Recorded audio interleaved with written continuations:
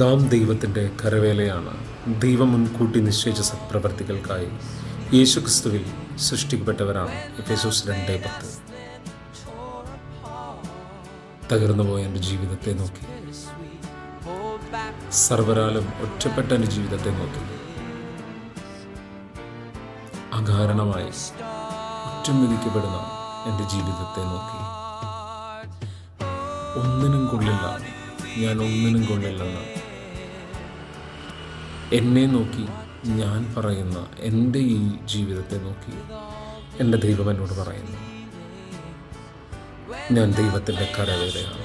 ദൈവം മുൻകൂട്ടി നിശ്ചയിച്ച സത്പ്രവർത്തികൾക്കായി യേശുക്രിസ്തുവിൽ സൃഷ്ടിക്കപ്പെട്ടവരാണ്. കർത്താവേ, ഈ വിശുദ്ധ വചനത്തിൻ്റെ സത്യം ഞങ്ങളുടെ ആത്മാവിനെ തൊടട്ടെ.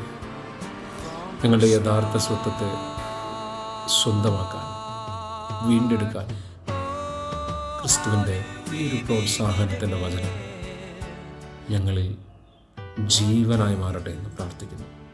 ആമേൻ.